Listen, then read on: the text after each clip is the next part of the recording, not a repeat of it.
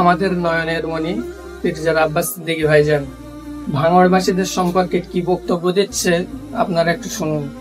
যেমন ভাঙড়ের মাদেরকে এই মঞ্চ থেকে বলে যাচ্ছি, আর একটা লড়াই যদি আপনারা কামিয়াবি হতে পারেন, সব শয়তান ঠান্ডা হয়ে যাবে, আর আপনাদেরকে দ্বিতীয়বার লড়াই করতে হবে না, জায়গা পরিষ্কার হয়ে যাবে। এটা কিন্তু বিরাট বড় লড়াই আপনাদের হবে।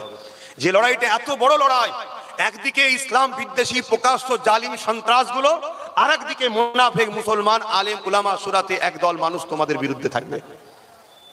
এমনও দিন আসবে তোমাদেরকে শেষ করার জন্য নতুন নতুন মুসলিম সেজে দরদি ছোট ছোট লোক চলে আসবে, নতুন নতুন দল চলে আসবে তোমাদের কাছে, যেমন করে তোমাদেরকে শেষ করার জন্য। তবে আমি নিজের বলে শুধু নাম করছি না, আমি এতটুকু বলতে পারি, এই কিছুদিন আগে বিহারে একটা ভোট হয়ে গেল না, জানেন তো নাকি?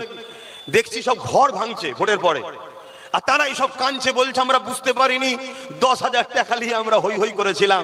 সোশ্যাল মিডিয়া দেখবেন অনেক মেয়ে নাচছিল, এখন তারা কাঁদছে। কি হয়েছে? এই ফটোটাতে আপনি নাচতেন, এখানে কাঁদছেন কেন? বলছে আরে यार 2,000 रुपया दिए थे, हम तो मिছিল में चले गए, वोट भी डाल दिए, अभी वो लोग जीत के हमारा घर ही तोड़ रहे हैं। বলছে আমরা বুঝতেই পারিনি 2,000 টাকায় ভেসে গেছিলাম। শোনো ভাঙড়ের মানুষ, তোমাদেরকে উচ্ছেদ করার বহু দিনের একটা স্বপ্ন আছে জালিমদের, কথা মাথায় ঢুকছে?